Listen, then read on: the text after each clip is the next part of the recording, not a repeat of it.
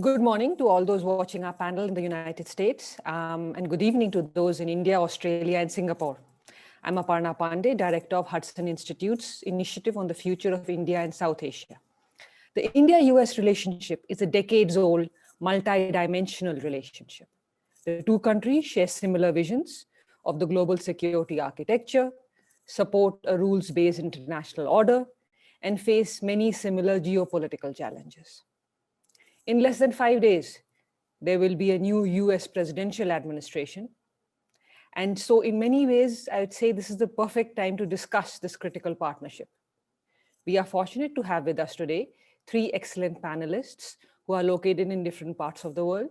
All of you know the panelists, so I will not provide their detailed bios. Dr. C. Raja Mohan is at the National University of Singapore. He's also had a decades-long career in journalism. He's written a number of books, and it's a pleasure and honor to have him on this panel. Dr. John Lee is my colleague at Hudson, though he's located far away in Australia. He's a senior fellow at Hudson, and he is also a former advisor to the Australian Foreign Minister. Dr. Tara Kartha is based in Delhi. She worked for many years at the National Security Council. Thank you to all of you, and especially to those who are to John and Dr. Raja Mohan, who are in Australia and Singapore and are staying awake very late for us. I would like to ask each panelist to offer their opening remarks. I would appreciate if you could limit them to 5 to 7 minutes so we can actually have a conversation. I'll start with Dr. Raja Mohan, and then I would ask Dr. Kartha and then Dr. Lee. Dr. Raja Mohan. Thank you, Aparna. Delighted to be part of this panel at Hudson. So since you already set the context, now with the incoming Biden administration, the general sense and the hope is that nearly 2 decades of continuous upward movement of the India-US partnership will gain further momentum. It's heartening to know that President Biden, who's coming in, has been associated with this relationship in different capacities. He was in the Senate Foreign Relations Committee, then 8 years as the Vice President. So he has seen the evolution of this relationship, and at crucial times, like on the nuclear deal debate, both as a Senate minority leader and then as a majority leader, he kind of played a critical role in navigating and helping India navigate those difficult junctures during the Bush period. And as Vice President, he's also kind of strongly supported the relationship. I think for India at least, it's not just Biden, but the entire team is bringing in are all familiar figures. They say in the personal is policy. So from Blinken to Sullivan to Kurt Campbell, many of these have worked with India before. So I think we are in a good setting. The principal evolution under Trump has been the Quad and the Indo-Pacific, but those ideas had actually started firstly in the Bush administration, and then in the Obama administration. There's actually talked about the pivot to Asia, and the initial attempt at constructing that relationship took place. So 3 things have happened since then, I think, under Trump. One, I think Trump was far more clearer on the China question and on the need to create a new architecture in Asia. So I think they were far more open to supporting India as part of the Indo-Pacific strategy. Then India, I think, has shed many of its inhibitions, which had previously prevented it from taking full advantage of the American outreach, certainly under the UPA and the previous governments. Now, that I think, as Modi has said, that look, India has shed many of its historic reservations and is ready to deal with the US on a mutually beneficial basis. And then you have the Chinese. I mean, if there were any difficulties in this process, the Chinese have made it easier, I think, for India and the US with their assertive policies, where they have actually their aggressive attitude towards India has left India no doubt of the problem that they have with China.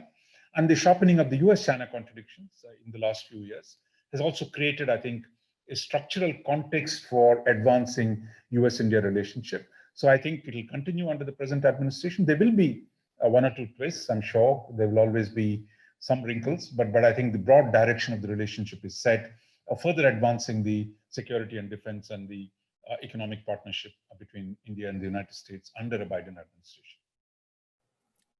Thank you so much, Dr. Rajamohan. Dr. Tara Kartha. Okay, yeah, I obviously in the large scope, I 100% agree with Rajamohan. I couldn't possibly not, because he knows what he's talking about.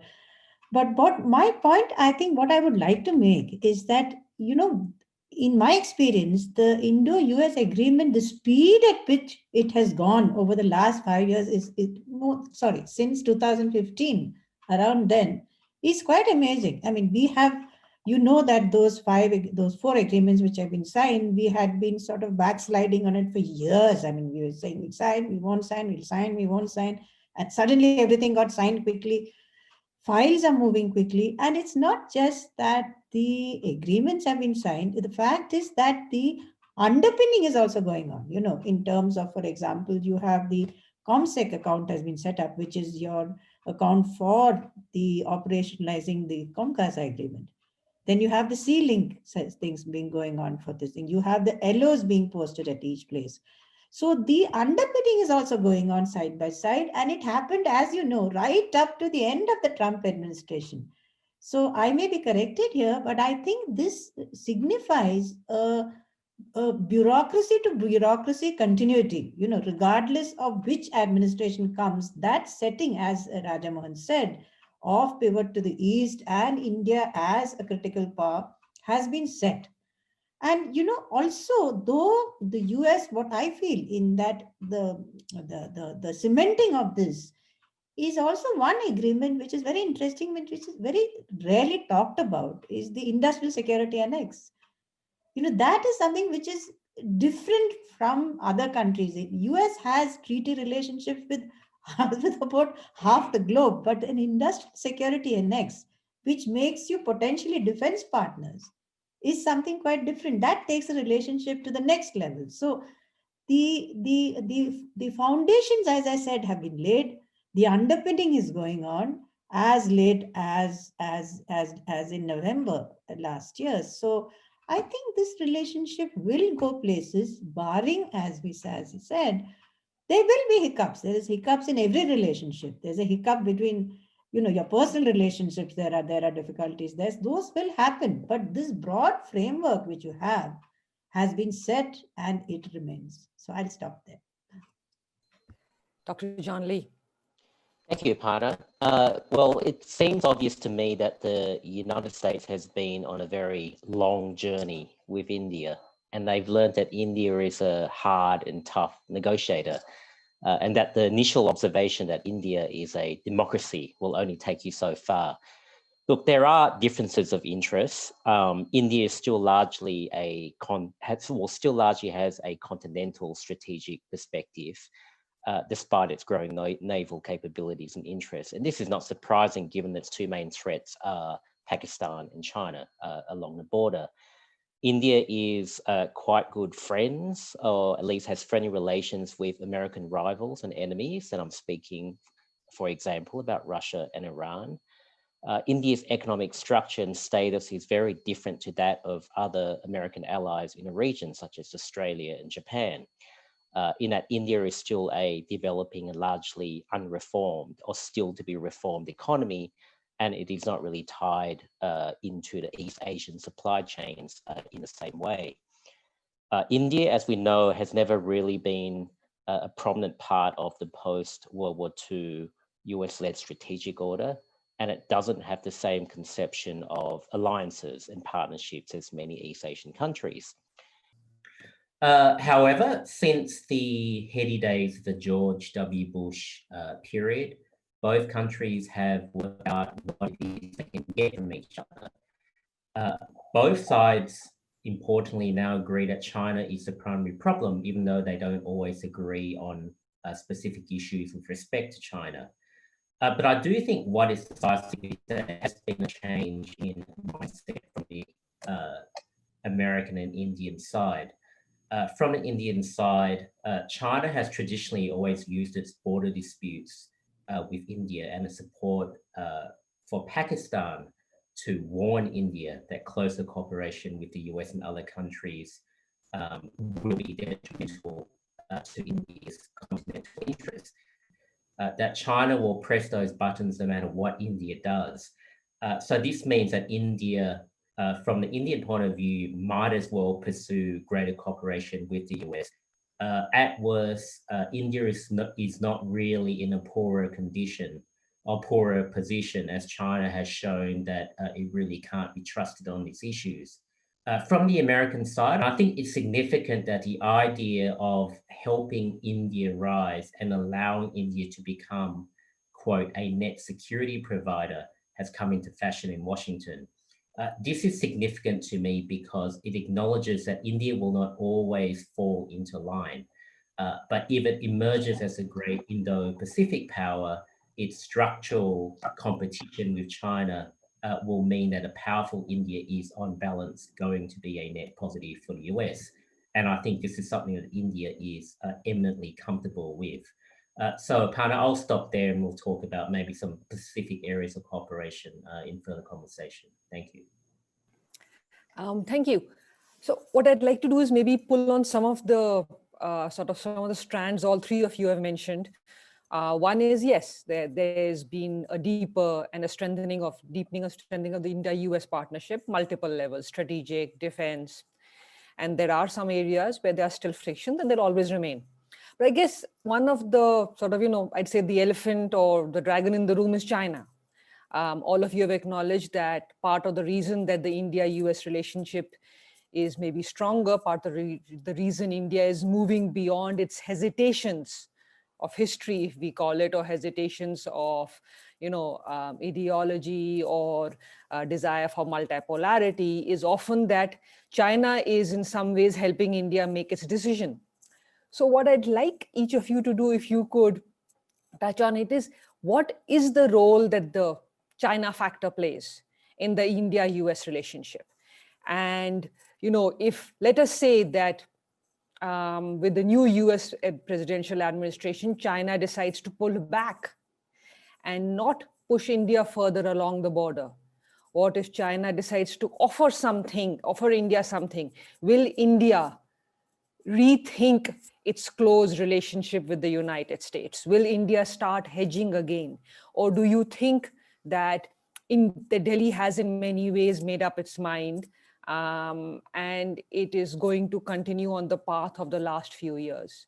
I'd like again to ask Dr. Raja Mohan, then Dr. Kartha, and then John. Now you raised an important question. The same questions can be asked about the US. So it's not just India. I think there is a structural problem while China has made it easier.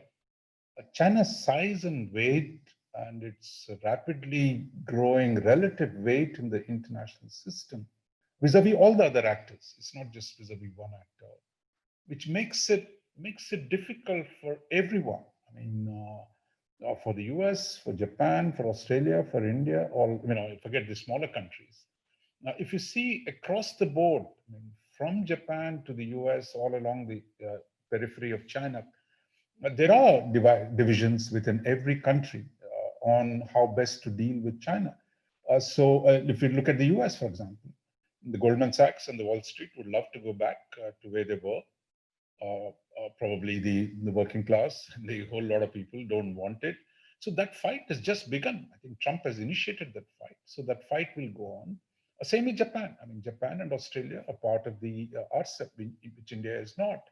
And India still sits in, RIC, BRIC, SUO. So I think you can't ignore China. I think even the most definitive rivalrous relationship cannot ignore the facts. So I think that problem is going to remain with us. And that problem is not going to be wished away. But I think there are enough stakes today for each one of these countries to be able to continue to work. So I think we should see how we expand our engagement rather than saying, look, what China does with each one of us. So for example, if Biden says, look, he needs a reasonable trade relationship with China. I mean, I think you can't begrudge a Chinese-American engagement with China, nor Australian and the Japanese engagement with the US. And similarly, India too will do it. But I think the contradictions, I believe, today have become very sharp. And any accommodation which anybody would seek would really be at Chinese terms. And it's not clear if countries are prepared to pay the kind of price to accommodate China. Smaller countries can do it, but larger countries will find it very hard to do it. And if China suddenly is nice and it becomes back to a cuddly panda, which is not a bad thing, right? I mean, for everyone, if it really doesn't want to fight with the Americans, wants to give a border settlement for India, be nice to the Australians and start buying their wine, I don't think anybody's going to regret that. But I think we should be prepared for that huge, the weight of China itself makes it difficult to build a balancing coalition against it, because China can tick off each one of them. China is going to buy factions in each of the countries. So I think it is going to be very, very hard. It's going to be a generational struggle to find the structure of balance. And it's not just a one document, one statement, one meeting is going to produce that outcome. Thank you. Dr. Pukartha. Yeah, I think the fact that, China is slated to become the largest economy by 2028, 5 years earlier than people thought because of COVID, that is going to underline US policy, because the whole US foreign policy is predicated on the fact that it should be the largest power, it should be the defining state. But the fact is, if that continues, then it's something that all of us, as Rajamohan said, all of us have to take into account. And that friction was, I think, most recently apparent when a couple of Chinese companies were banned from US bourses. Then that decision was revised and then re-revised. That kind of tensions. I think that was so apparent recently in Australia. There are people who are saying, let's not get into this fight with China. In India, even I, for one, at some point had said that maybe we should think of tying in China economically, because you can't ignore China. But I think I tend to not understand entirely is that, as you, Aparna, have said in your book also, that there is this very strong moral thread which runs through Indian foreign policy, and this sense of betrayal by China. It is a very different. This Galwan is it's a point where I want a point of no return, but it's a very defining factor. We are not going to go back to the kind of Mamlapuram's kind of a scenario very soon. So that, I think it's a very, that we trusted them, that we extended. I mean, that is the public political sense, that we trusted China and this is what they did to us. And not just that, they inflicted COVID on us and then they attacked us. I'm just talking of it in a public perspective. That's how they see it. So that's not going to change. So I think that is why, on the one hand, that the US needs to be the primary power at all times. That underlines all foreign policy actions. And the fact that India has been hurt so badly and it's such a traumatic experience means that in the next few years, this, I won't say as if definitely not an alliance, this common interest is going to stay. It's not going to go anywhere. It's just a question of how much you want to put it out there in public, which I'm thinking India will continue not to. We will not stand up and say, you're the enemy number one. That's not going to happen. But that is going to be the reality. So I'll stop. Dr. Lee. Thanks, Aparna. Look, I think Chinese diplomatic and tactical moves could maybe modify the pace of India-US cooperation, but I don't think it can change the direction. And I say this because from the Indian point of view, it seems to me that a few things have happened.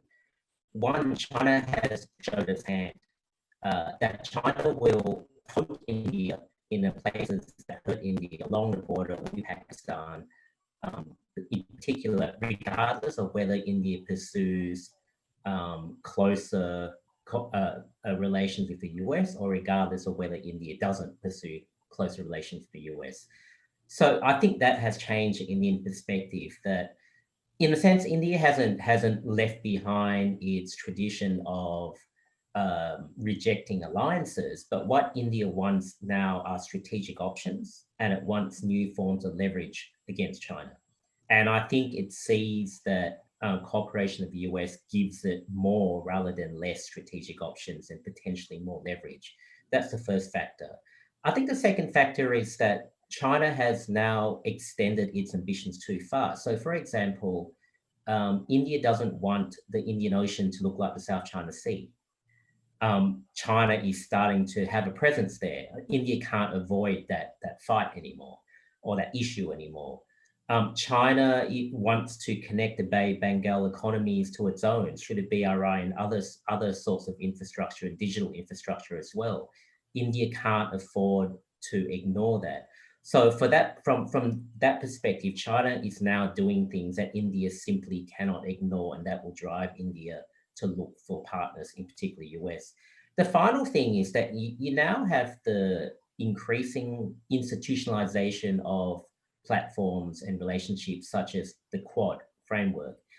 And yes, sometimes the Quad can be exaggerated in terms of impact, but I think in the last couple of years, it's now gained genuine meaning from the ministerial level, but more importantly, down to the senior officials, the bureaucratic, the tactical, operational level.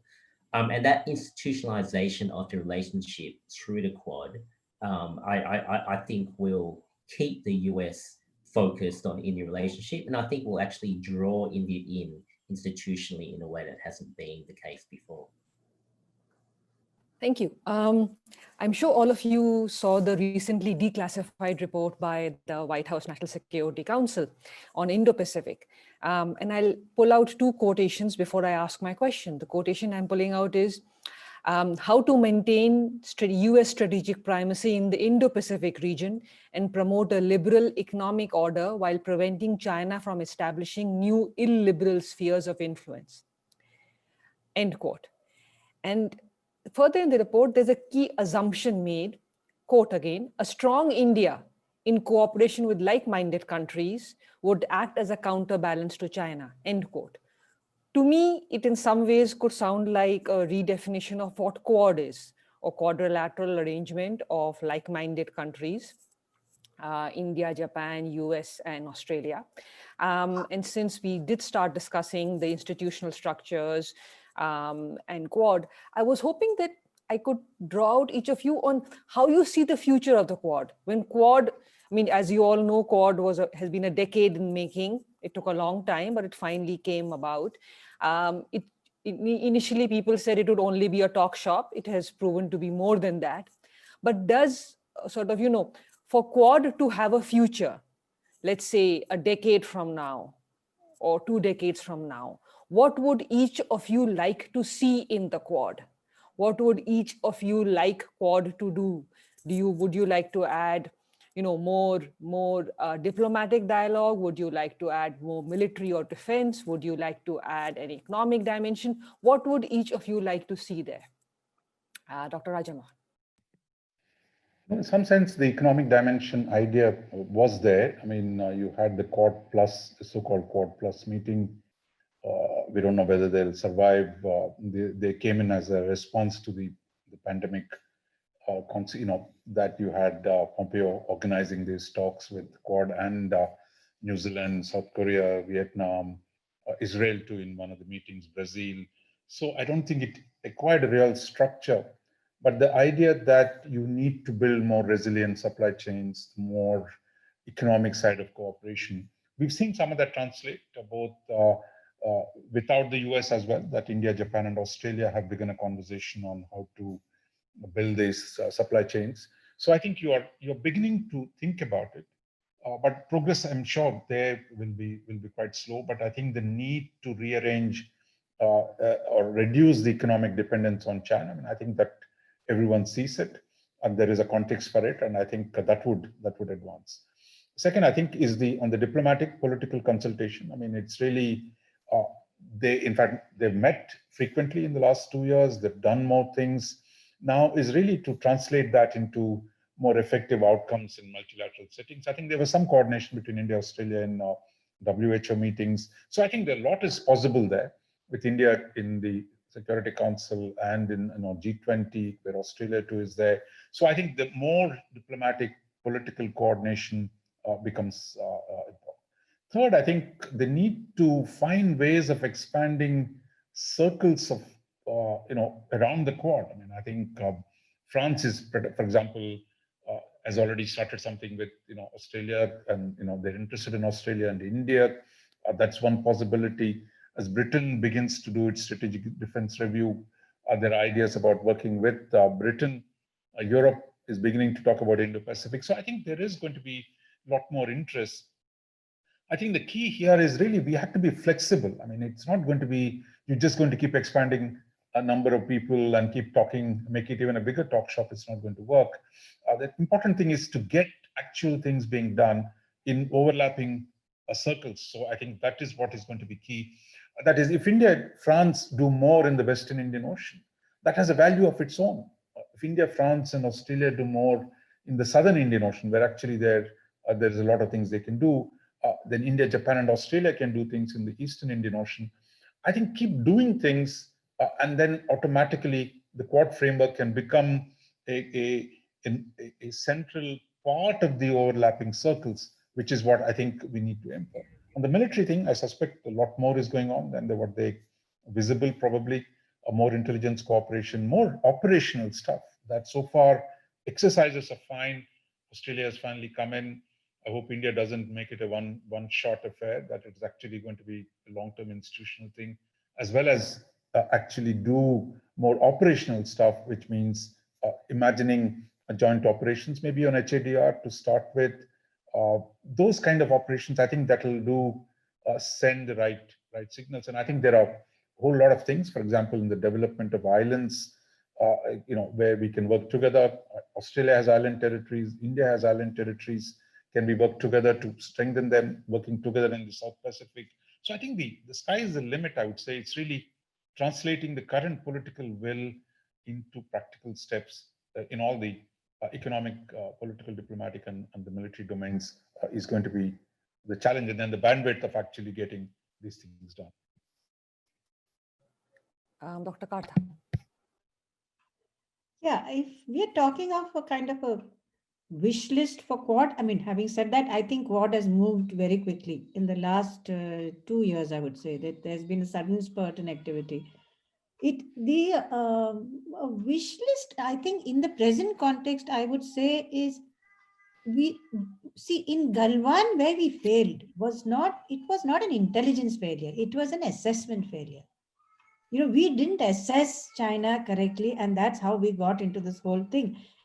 I'm just using that as an example. I think one thing Quad could do is a kind of a joint assessment center where you would bring in intelligence professionals and diplomacy and everybody together to assess situations as they come along, so that you're not taken by surprise, before that. So that's something that I, as a professional, I feel that would be something very useful on the ground in actual terms.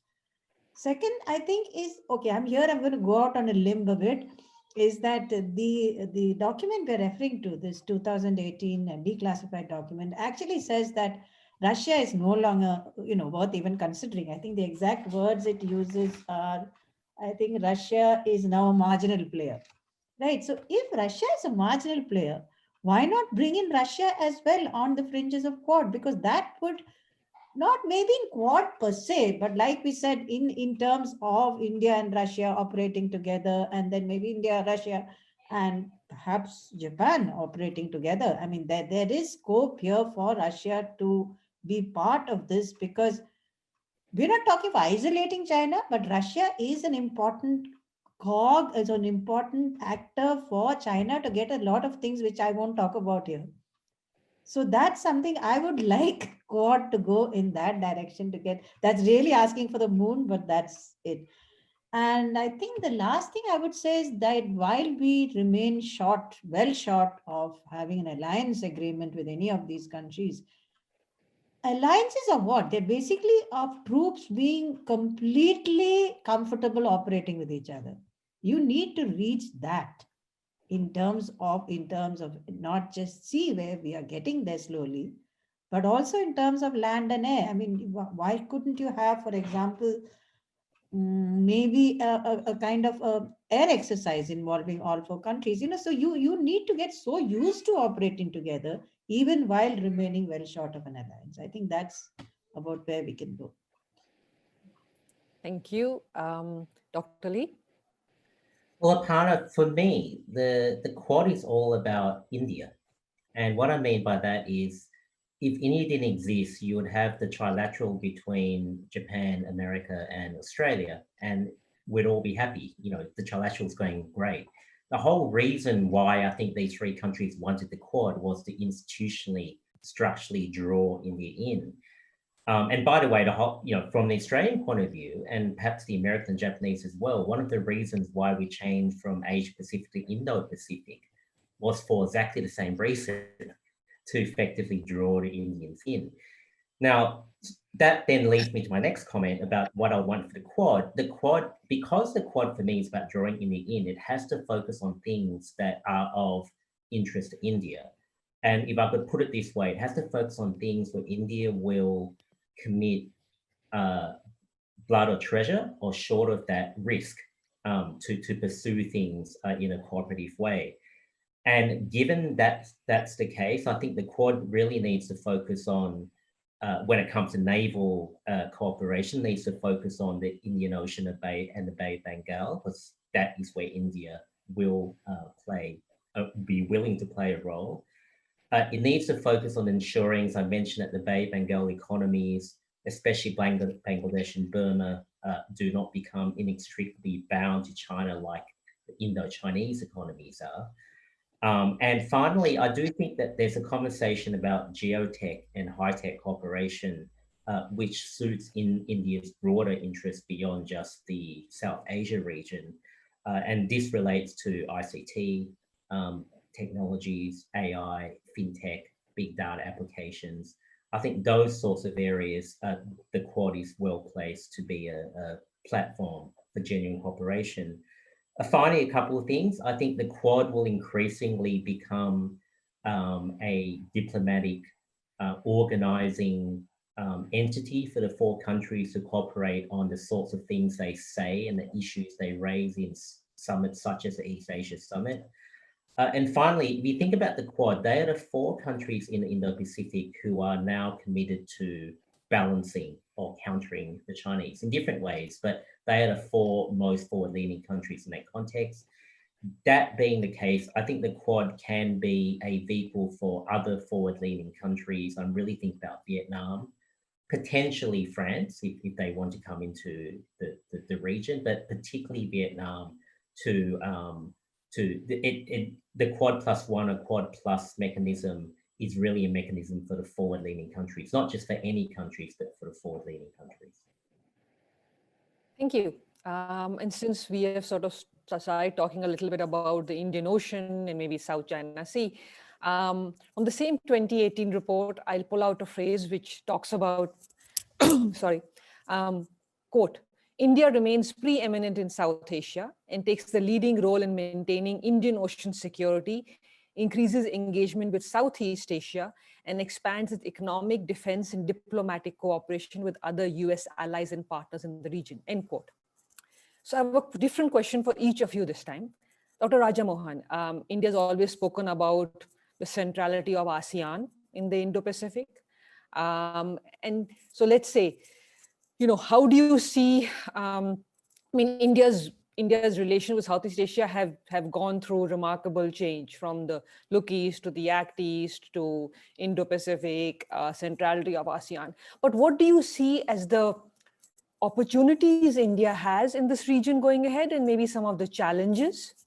Dr. Kartha, I was hoping you would look at, so the report said India remains preeminent in South Asia. Is India ready to project power in the region beyond what it has done reluctantly over the years, not just in South Asia, but the Indian Ocean region? Are we ready to project power? And Dr. Lee, as the American, and I would say the American and Australian on this panel, do you see India's power projection or lack of power projection in the region? And what would you sort of, what would you like India to do in this context? Sort of, to that India projects power, India remains preeminent and plays a role in the greater Indian Ocean region and South China Sea. Dr. Rajamohan, I'll start with you. Look, I think ASEAN centrality is something everyone says for the politeness. I mean, I don't think anybody means it anymore. Even within the ASEAN itself, I think the Chinese shadow is so strong now that you can keep saying ASEAN centrality, but ASEAN is under great pressure from China. And I think you've got to really be here to see the very size, presence, the integration, the proximity, the extraordinary influence of its capital, of its peoples. It's really a new situation. I think we should not underestimate that at all. So, so I think ASEAN itself, I mean, you recently, one of former diplomats of Singapore said, look, at least some countries might even have to be dropped because they no longer kind of abide by the consensus. So we are in ASEAN as an institution thrived when China pulled itself inside, India was not a player, US was preoccupied with other things. So then ASEAN provided the framework for nearly 50 years. But today the Chinese power transforms the region. And there I think ASEAN's ability to do various things, I think is going to be harder and harder. And the question therefore is, how does India and the US and Australia and others help the region? There I would say we have real work to do. I mean, India is not member of RCEP, so it walked out of a prolonged economic engagement negotiation. Australia and Japan are, but India is not. United States pulled out of the TPP. So you have actually both India and the US actually pulling out of economic integration. I'm not going to the merits of the decision. The fact is they're out. And my sense is India is not going to come back anytime soon because it's taken a political decision. It will not be part of a China-centered economic globalization in Asia. And the US, Biden, has said that, look, that they're not going to just sign free trade agreements the way previous governments signed. So there is a fresh rethinking, fresh thinking in the US. So I think the questions about globalization itself make. So I think, are there things then we can do bilaterally, ways in which we can sustain and expand economic engagement outside the multilateral economic frameworks? And can we offer alternatives to China? For example, on the Belt and Road, the report, the document talks about strengthening economic engagement. So I think we need to work a lot more intensively to be able to offer an alternative. Merely saying China is bad makes no difference to the region. It's getting sucked deeper and deeper into the Chinese economic orbit. So I think that is the big thing. But on the different side, if nobody wants to simply fold up to the Chinese. So people are open to, exploring options. So I think there, India needs to do a lot more on the security side, the security diplomacy side.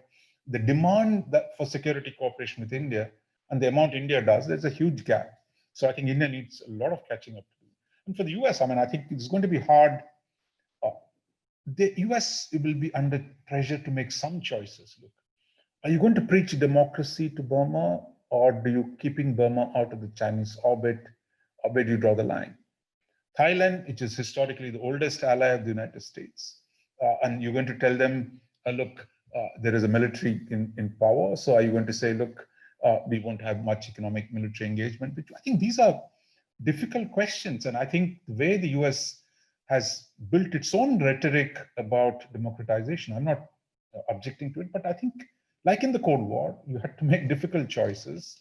Those choices have to be made. I mean, I haven't seen really in the US debate, really beginning to grapple with that, but I think it will be the burden of Biden administration to come up with what is the priority, and if X is the priority, then others will have to take secondary. After all, strategy is about defining the priority.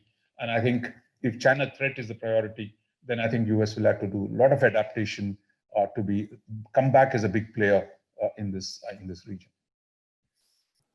Thank you. Dr. Kartha. Yeah, I can't resist taking on that issue of values just for a second, because I think that's a very important point. If you need, the Indo-Pacific is such a diverse region. It's so different in terms of governments and things that you can't really have one size fits all kind of value-based preaching or whatever you want to call it in that framework.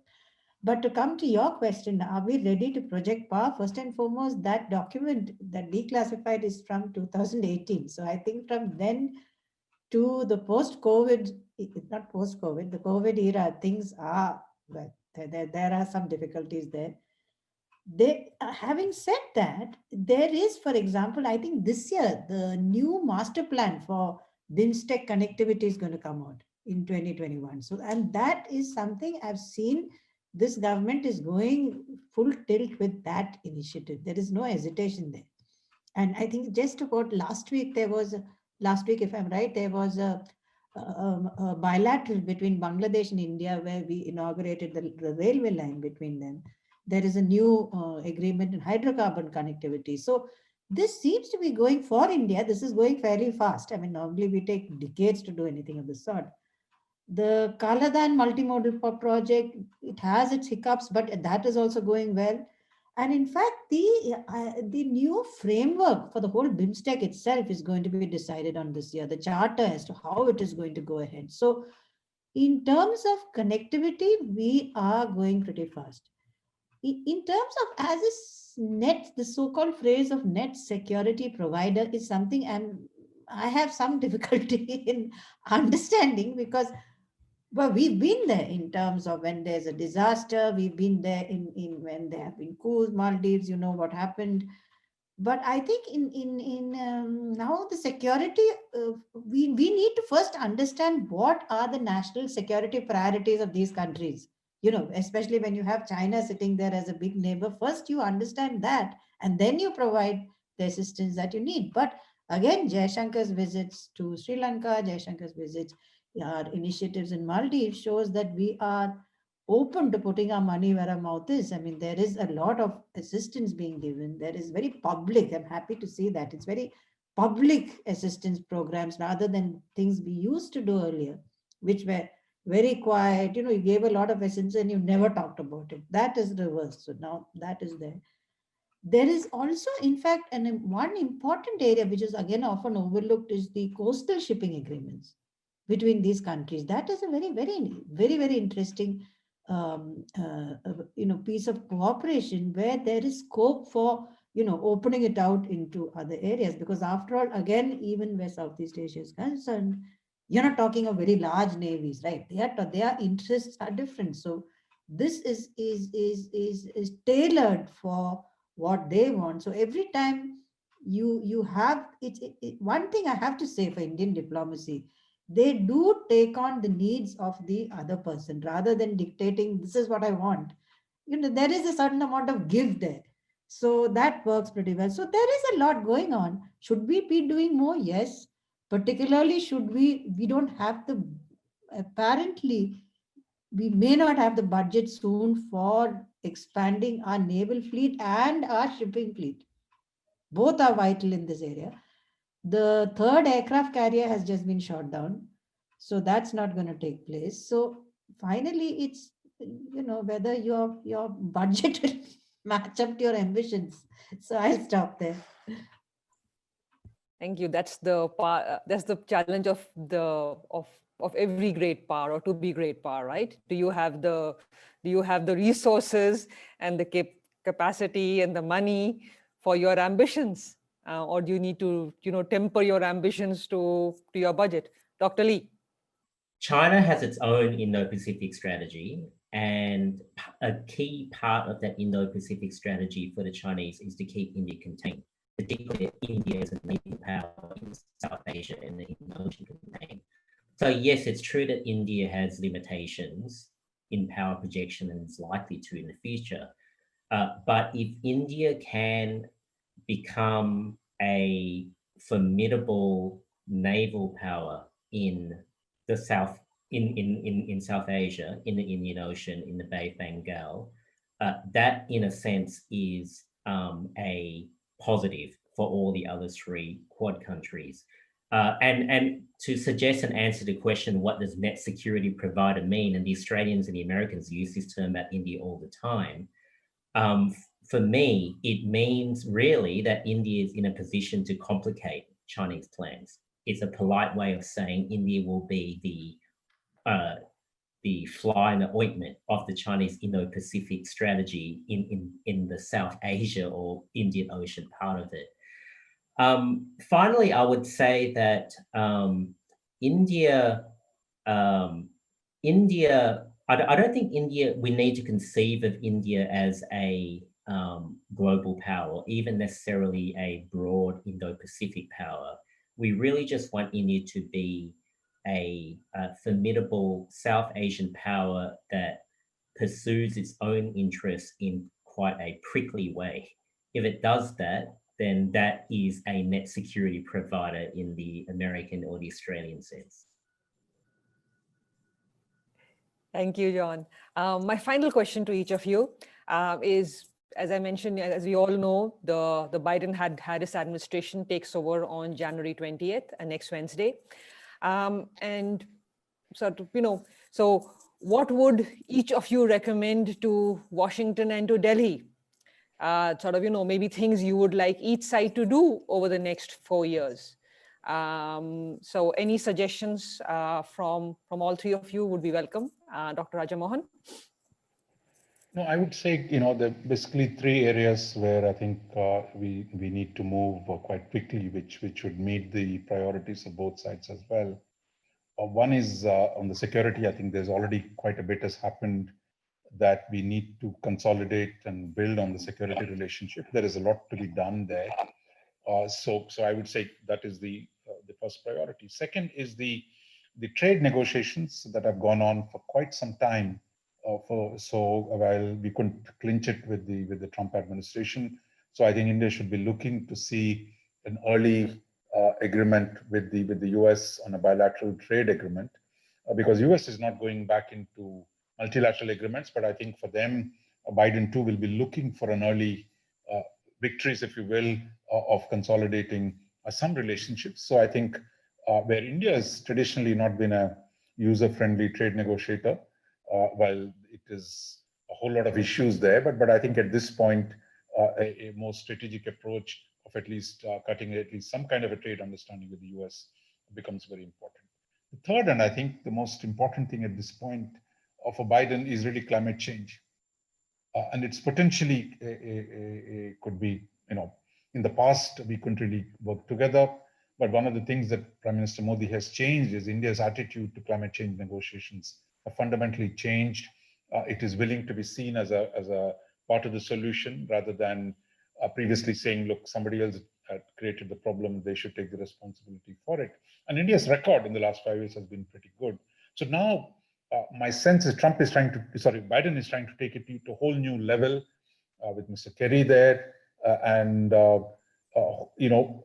The question of eliminating coal, the question of enforcements, the question of sweeping commitments. In fact, I don't think many people noticed Indian Prime Minister's speech, where he said, look, by 2047, India wants to significantly reduce its carbon emissions and the intensity. So I think there is an ambition, but I think it needs a lot of work by the two sides, because after the China-US, it's really India-US is the most important link there.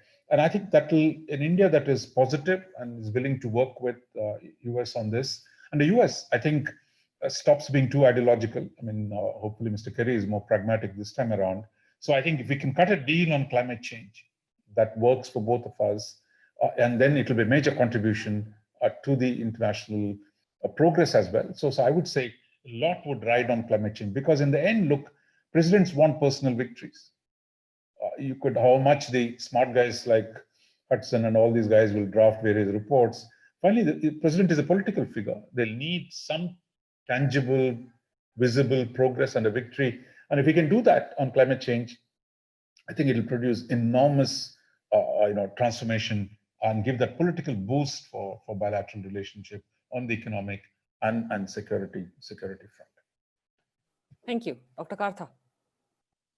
Yeah, I'm going to add on to what Dr. Rajamohan said. I think the deliverable, if you'd like to call it that, for an India-US, future summit or whatever, is solar energy. it is so obvious that this is something we need to get together. I can give you the details separately, but this is something literally waiting to be plucked off, low fruit hanging. It's very, very vital that India needs to go from, from carbon and from improve its carbon signature and so on.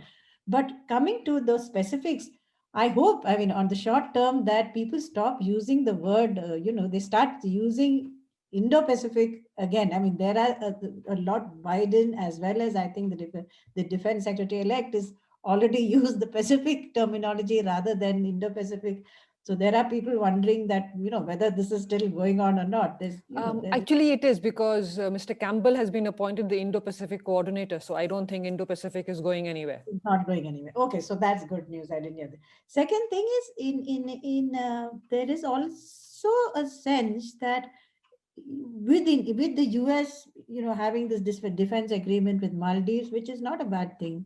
It is planning to sell equipment to Bangladesh. There is a sense that, how about leaving, if indeed you want India to be the next security provider, leave South Asia to us. In not that you should not sell, because they're all sovereign countries, right? But let's say, again, I'm referring to your book, is that each country likes to think that its own area is it's a little private yard. But so that is something I think these two countries need to talk about. You can do it, but you still, like the Maldives one was done well, because the US said, we spoke to India, and India's on board with this. So that was still reasonably well done, though it is a huge step forward for India, if you look at the history of that agreement. And the third thing I think is for India to do is that we need to narrow down exactly what we want in defense cooperation. It shouldn't be I want this and this and this and this. It is especially learning from your recent adventure, which is still going on in the Galwan area and all across the LAC. What is it that you want? And then use these agreements to go. You have the agreements already, you have the foundation, as I said earlier, and then decide, this is what we want. Maybe you need help in more togetherness in imagery, for example, satellite imagery. But we need to be specific and be ready with that list. Let's not wait for the Biden administration to do XYZ. You be ready with what you want. So that helps, I think, to narrow down rather than go in 10 different ways at once. I'll stop there. Thank you. Dr. Lee. Joe Biden came into office or won the election making quite a big deal about refocusing on traditional allies and bringing as many countries into the tent as possible. On the face of it, this is a very reassuring statement.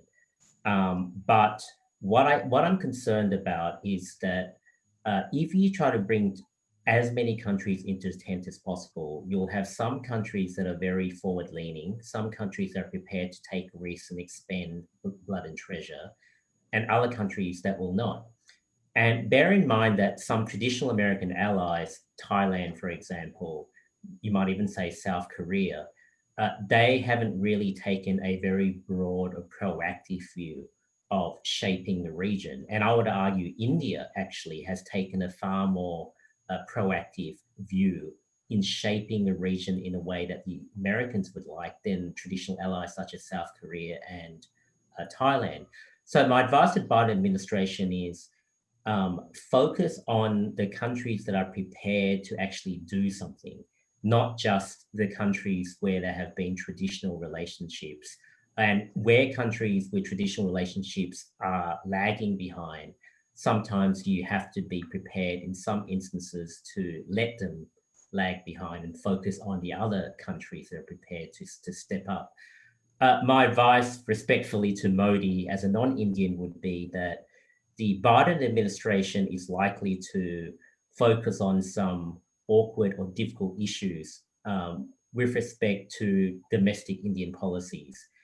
Unlike the Trump administration that didn't really focus on those sorts of domestic Indian issues. Now, this will cause frictions and disagreements, and in the past that could have scuppered a promising relationship. There is the United States and India has come very far, but my advice to Modi or the Modi government would be to accept that there's going to be disagreements and those things, but don't allow that to slow the momentum on the things that we've been discussing and that have occurred in the last couple of years. Thank you. I'd like to now thank all three panelists, Dr. Raja Mohan, Dr. Dara Kartha, Dr. John Lee, for taking out time, for staying awake so late, and for participating in this discussion. I think it was a wonderful discussion, and I'd like to thank all of you. And have a good evening. Thank you, Aparna. Wonderful being here. Thank you.